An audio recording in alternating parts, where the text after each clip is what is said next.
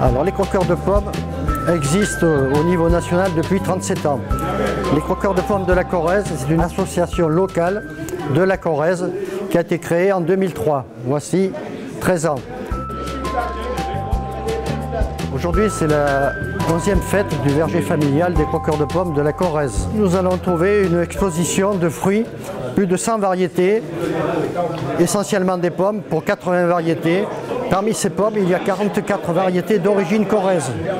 Sachant qu'autrefois, en Corrèze, on avait 70 variétés corréziennes. Aujourd'hui, après analyse génétique auprès de l'INDRA, nous avons retrouvé 37 de ces variétés. En plus de ces pommes corréziennes, nous avons des pommes nationales, une trentaine de plus. Ça fait 80 pommes au total, plus 10 variétés de poires, quelques châtaignes et quelques noix. Alors une variété bien corrézienne de pommes, c'est la Delestre, que l'on connaît sous le nom commercial de Sainte-Germaine. Elle est d'origine corrèze, née à Saint-Germain-les-Vergnes. C'est une pomme de garde que l'on cueille début novembre ou fin octobre. Elle n'est bonne à maturité que début janvier. La Blanc-Durette, c'est une pomme à jus pour faire du cidre.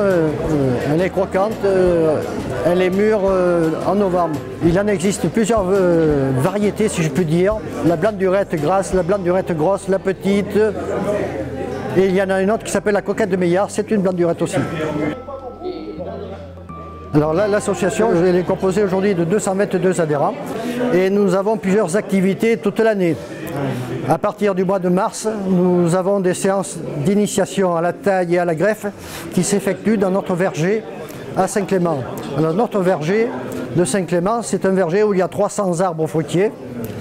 Parmi ces arbres, il y a 200 pommiers et parmi ces 200 pommiers, il y a 100 variétés différentes. L'objectif étant, nous, d'avoir dans ce verger 2 arbres fruitiers par variété corrézienne. Nous avons aussi des poiriers, une quarantaine, des pruniers, des pêchers, des cerisiers, quelques noyers, quelques châtaigniers. Nous allons créer un vignoble à Saint-Chamand. Saint-Chamand près d'Argentat, où il y avait autrefois plus de 400 hectares de vignes. Donc c'est un projet qui démarre et qui va commencer à être planté ce mois-ci. Et l'objectif à terme, c'est d'avoir plus de 100 variétés de vignes anciennes. Quand je dis de vignes anciennes, qui sont nées après le phylloxéra, c'est-à-dire après début 1900.